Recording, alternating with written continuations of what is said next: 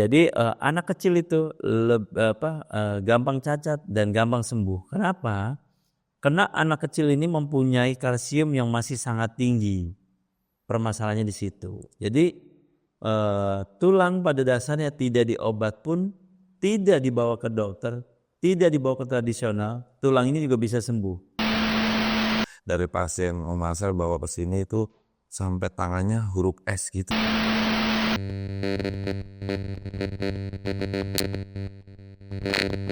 Halo Om Marcel, apa kabar hari ini Om Marcel?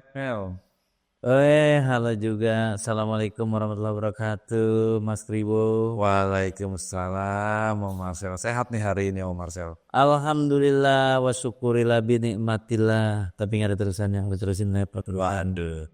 Alhamdulillah sehat. Dari face mukanya ini nih, wih, lagi semeringah seger-seger gini nih Om. Ngantuk, kadang-kadang ngantuk nih. Jam segini kan emang jamnya ngantuk nih. Oh, Makanya kita sambil ngeteh kita santai berbagi pengalaman tentang Om Marcel nih.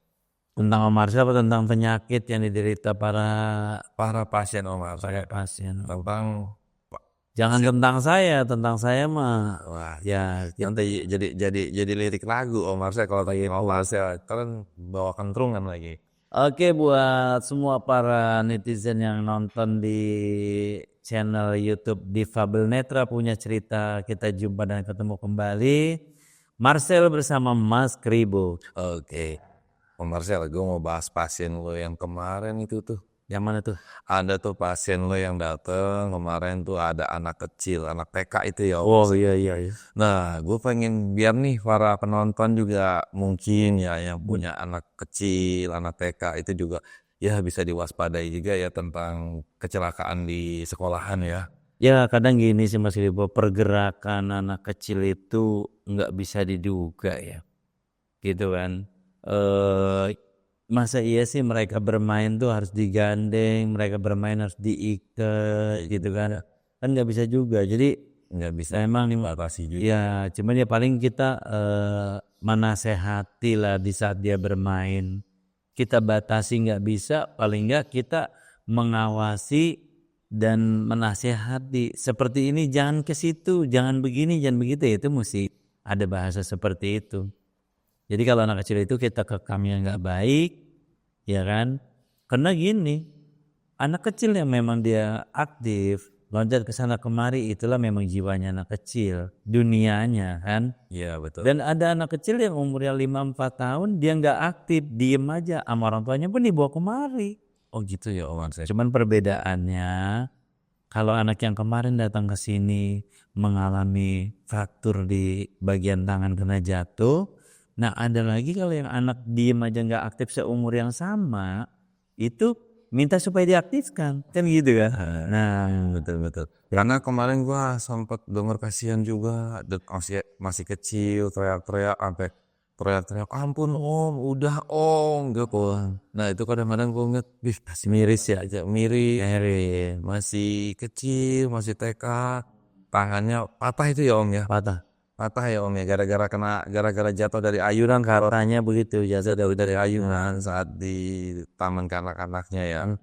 Wah, itu tuh Om Marcel sempet ngeliat orang tuanya datang ke sini panik ya. Ini ya namanya orang tua ya Om ya, itulah anak lagi seperti itu bingung ya, namanya musibah kan nggak ada yang tahu ya. Ya mudah-mudahan sih buat para pasien yang datang ke sini dengan kondisi yang seperti itu, ya mudah-mudahan disinilah sebagai tempat pengobat patah tulang secara tradisional.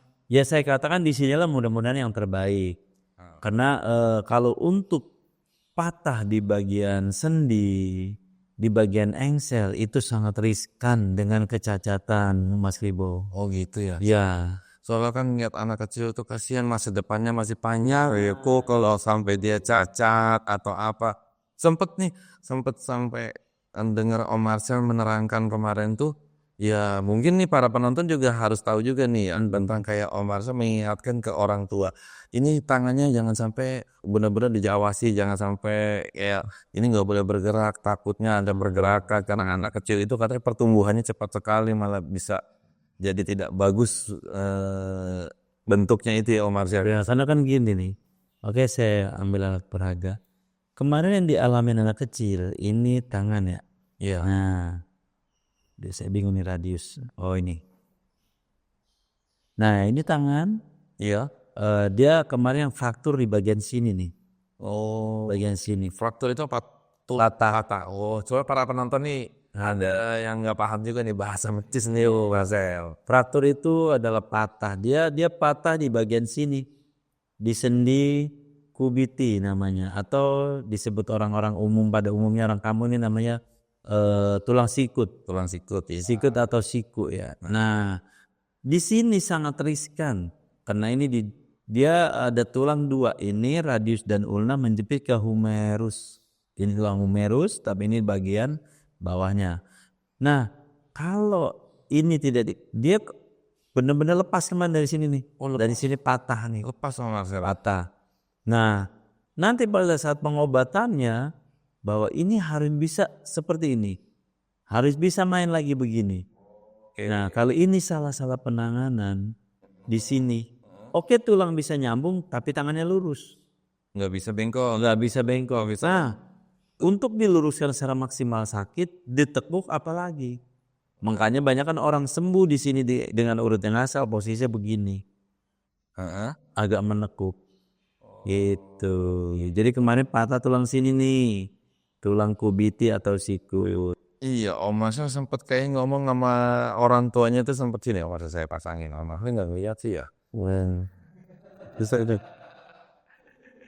Nah, sempat Om Marcel itu ngomong ke orang tuanya gini, kalau anak kecil lebih cepat kesembuhannya. Kenapa bisa begitu Om Marcel? Bisa dijelasin ke penonton nih. Penonton mungkin ada yang pengen kepo juga nih tentang hal itu tuh. Kenapa anak kecil itu lebih? Jadi gini, anak kecil lebih cepat bila mana disembuhkan, dan anak kecil itu mudah cacat bila mana dia terlambat di tangan. Nah, ini nih harus diperjelas nih sama Om Marcel nih. Para penonton mungkin kan, nanti aja, akhirnya. Nah, itu Setelah anak itu cacat, baru orang tua menyadari, oh ini dulu waktu itu jatuh. Saya pikir biasa-biasa aja. Banyak saya temuin seperti itu. Nah, itu tuh Om Marcel. Nah, ini yang saya pengen harapkan nih Om Marcel. Ceritakan nih pengalaman mengenali pasien nih yang ada yang seperti ini gini. Karena apa? Ya jangan sampai lah ya kita kayak gitu tuh. Ya, jangan sampai kita punya anak-anak kita tuh buat masa depannya terganggu gara-gara tangannya bengkok. Nah itu kan kasihan masa depannya itu loh. Bisa jadi buat para penonton semuanya yang melihat YouTube konten saya ini. Jadi anak kecil itu gampang cacat dan gampang sembuh. Kenapa? Karena anak kecil ini mempunyai kalsium yang masih sangat tinggi. Permasalahannya di situ. Jadi tulang pada dasarnya tidak diobat pun, tidak dibawa ke dokter, tidak dibawa ke tradisional, tulang ini juga bisa sembuh. Bisa nyambung kembali. Bisa nyambung kembali. Kok bisa? Ya. Tapi jangan salah. Tulang ini tidak dibawa ke dokter, tidak dibawa ke tradisional, didiamkan dia mengharap sembuh sendiri. Akhirnya dia bentuknya jadi benjol. Bisa jadi cacat juga. Akhirnya bentuknya menjadi bengkok. Kenapa? Butuhnya secara logika memang kita bilang tulang ini bisa nyambung dengan sendirinya. Iya betul. Tapi kalau tidak dengan ahlinya yang merawat, tulang ini dipresisikan kembali, dia akan sembuh tapi tidak sempurna. Oh iya ya makanya pernah ada anak yang tangannya panjang sebelah, ada tangannya bengkok sebelah, gitu ya maksudnya. Iya. Walaupun cedera sedikit pun ya riskan banget anak kecil. Riskan. Karena dia Pertumbuhannya sangat cepat ya. Pertumbuhan, lagi masa pertumbuhan. Kalau orang udah dewasa, orang sudah berusia sih usia ya seperti lansia. Nah ini ya lebih sulit nyambung. Jadi anak kecil 1,5 bulan udah oke, lansia bisa 3-4 bulan baru oke. Biasanya gitu. Itu. Jadi ini untuk para orang tua nih harus buat pelajaran banget nih dari yang diinfokan sama Marcel nih. Ya. Nah, kayak anak kecil kita ya memang sih kalau kita nggak tahu ya berpikir nanti juga sembuh sendiri. Nanti juga ini sendiri. Kesereo aja nih. Ini bawa ke tukang urut biasa. Udah selesai. Nah. Tapi tahu-taunya lah kok tangannya jadi begini, lah kok bengkok begini. Oh ternyata dari situ ya Om Marcel, ternyata pertumbuhan anak kecil itu lebih cepat karena kalsiumnya masih masa-masa pertumbuhan masih tinggi ada luka sedikit, ada ini sedikit. Kalau tidak dikembalikan ke posisi asalnya, dia akan tumbuh tidak sempurna. Tapi kalau dia masih kesleo otot, urat, itu masih ya kemungkinan dia cuma hanya ada benjolan di dalam. Tapi kalau udah sendi, tulang yang bergeser, ini yang menjadikan penyebab kecacatan. Nah, itu yang Omar saya yang ngebuat kemarin tuh, kasihan lihat anaknya. Tapi alhamdulillah ya, pas itu anaknya pas setelah diobatin, dia akhirnya meredah juga dari semua ininya. Nah, Cuman Omar saya tuh ya ada tambahan plus kalau buat anak kecil tuh Omar saya tuh memberikan bius luar ya Omar saya. ya mungkin untuk selanjutnya kita memang harus pikirkan itu dan kita harus bersolusi seperti itu.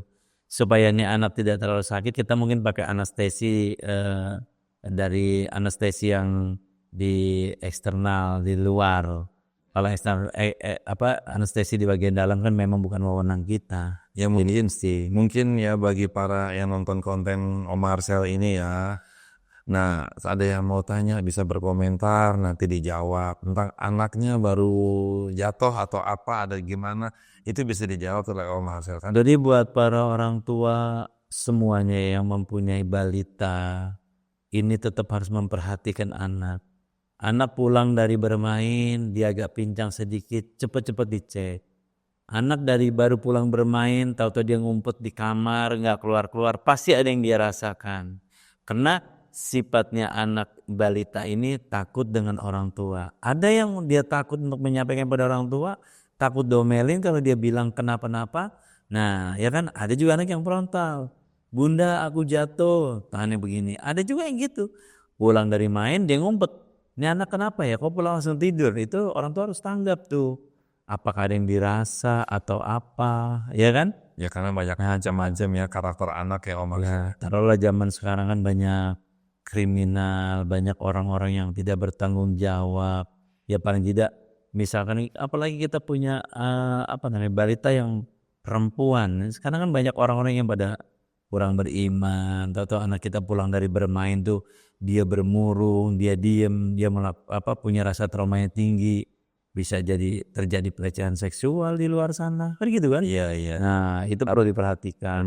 Soalnya juga kayaknya Om Marcel kemarin ada kejadian juga ya Om Marcel ya, ada orang tua dari pasien Om Marcel bawa ke sini itu sampai tangannya huruf S gitu ya. Wah ada. Marcel itu katanya udah berkali-kali ini nggak diobatin ya Om ya. Ya itu udah 2 kali dia nggak diobatin secara rutin, setelah dia patah lagi ya tetap aja memang ya tingkat kekhawatiran orang tua kadang beda-beda. Mungkin tingkat kekhawatiran orang tua sama, cuman mungkin dia pikir biaya. Kadang kan orang memikirkan biayanya seperti itu kan. Ya tapi kan biaya itu bisa dimusyawarahkan. Iya betul, Ya kan? betul ya. Ya kita juga nggak sekaku-kaku amat lah. Ya makanya dari harapan Om Marcel juga begitu ya, tradisional bisa ke BPJS itu ya dari ini ya, karena kadang ya namanya musibah kan dadakan ya, nggak boleh direncanakan. Terus tiba direncanakan itu namanya beli mobil. Nah, kalau namanya musibah kita yang bisa berencana. Ya tapi itulah kembali kepada orang tua. Orang tua tuh bentuk tanggung jawabnya. Ya bentuk tanggung jawab ini kan kita nggak bisa ukur ya. Nggak kita bisa ukur tingkat kekhawatiran terhadap orang tua. Kadang-kadang banyak anak-anak pada di pinggir jalan lari sana lari sini di usia yang 3-4 tahun. Ya orang tuanya kemana ini, nggak memikirkan anak nanti kesenggol motor, kesenggol mobil kan gitu kan. Nah itu Om Marcel mau nanya tuh, kok bisa sampai letter S seperti itu tuh karena dampaknya itu apa Om Marcel? Sebenarnya bukan dampak. Nah ini ya. Kemarin yang saya tangani letter S itu, ini tulang radius ulna. Ini tulang 2 kan nih. Iya. Dia patah pas di tengah sini. Ini dua-duanya patah. Sehingga dia dua-duanya patah, dia jadinya seperti ini, begini. Tapi bukan ini, kalau ini udah karuan sendi, bisa dibeginikan. Tapi yang bentuknya kemarin seperti ini karena radius ulnanya patah. Jadi tulangnya seperti ini, begini. Nah, bengkoknya sampai begini. Itu kalau nggak dikembalikan ke asal. Yang nggak dikembalikan ke asalnya ya udah. Apakah dia sembuh begini? Apa dia keplek-keplek seperti ada sendinya begini? Karena yang patah di tengah sini. di tengah-tengah radius ulna. Sini. Kayak gitu. Oh gitu ya. Jadi dari dampak itu tuh bahaya juga ya kalau diabaikan seperti itu ya Om Marcel ya. Iya, bahaya. Oke. Jadi ini buat para orang tua nih benar-benar nih untuk anak kan namanya masa pertumbuhan, masa ya bermain itu kan Masa depan masih panjang, masih aktif, ada yang lari, ada yang loncat, ada yang ini itu. Walaupun cedera sedikit ya alangkah baiknya itu diperhatiin. perhatikan ya, jangan hanya berpikir ini Biasa-biasa aja. dikasih minyak gosok Nah, udah sembuh. udah sembuh udah ini, tapi dipikirkan masa depan anak takutnya terjadi hal cedera. Karena yang saya tertarik itu tuh pengen bahas buat para penonton ini nih, ya itu tadi yang bilang Om Marcel, anak kecil itu cepat sembuh, cepet cacat. Ya itu yang saya pengen benar-benar Om Marcel memberikan pesan kepada penonton kita ini nih ya. Nah agar yang pada punya anak ini nih benar-benar diperhatiin banget nih, jangan sampai lagi sakit gini tadi itu bisa bilang Om Marcel cuma dikasih obat gosok atau diurut di tempat urut yang nggak tahu ahlinya lah, yang Kita pokoknya yang adanya bisa buat jasad mereka gitu. Ya, masa kecil itu kan kita masa depan kan masih panjang, masa pertumbuhan. Nah itu ya kadang kayak anggaplah ada yang mau jadi polisi, ada yang mau jadi TNI. Nah kalau saat masuk waduh cacat kakinya, cacat tulangnya. Nah itu kan bukan menyalahkan dari instansi polisi atau TNI ya, karena mencari yang benar-benar buat negara yang terbaik. tapi saya walaupun seperti ini saya TNI, Mas Kribo. Apa tuh? Tunanetra Indonesia. Nih, boleh deh kasih kesan-kesannya Om Marcel sebelum kita tutup konten ini. Kasih pesan-pesannya untuk para orang tua nih yang pada punya itu rentang anak kecil umur berapa biasanya Om Marcel seperti itu tuh? Kerentanannya mulai dari 3 sampai 9 tahun biasanya. Itu 3 sampai 9 tahun ini kerentanan untuk anak-anak muda mengalami kepatahan pada kaki, tangan atau tulang punggung. Nah, ini kerentanannya di angka 3 sampai 9 tahun. Entah dia bersepeda, entah dia loncat dari ke tempat ketinggian yang tinggi. Nah, itu. Yang lebih fatal kalau anak ini bermain sampai loncat dari ketinggian dari kursi atau dari teras yang lebih tinggi. Nah, ini bisa terjadi patah di tulang pangkal tulang paha. Nah, itu sangat riskan sekali.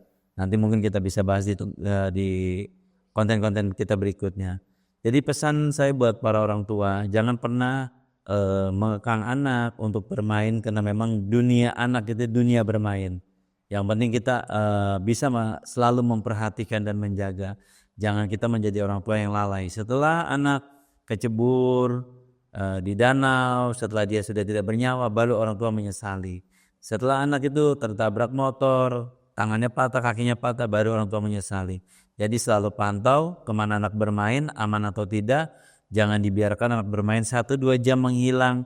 Nanti tahu-tahu kita dengar sudah terjadi musibah yang kita tidak inginkan. Jadi jadilah orang tua yang supaya kita mengertikan anak kita, ya kan? Jangan mengekang karena memang dunianya bermain, tapi selalu diperhatikan. Saya rasa itu aja. Dan satu lagi, bila mana anak ada keluhan, cepat direspon, jangan dibiarkan. Tulang yang merasa sakit di persendian tangan atau kaki, cepat-cepat diperiksakan ke yang ahlinya. Ya karena jangan disamakan anak dan orang dewasa ya Om Marcel. Jangan sampai menyesal bila anak Anda nanti kalau diabaikan menjadi cacat. Saya rasa seperti itu aja Mas Krigo. Oke Om Marcel, makasih nih. Membantu banget nih buat para penonton nih Mas Kenjo. Oke, para penonton mungkin untuk mau bertanya silakan ya, jangan lupa like and subscribe channel. Oke. Assalamualaikum warahmatullahi wabarakatuh. Waalaikumsalam.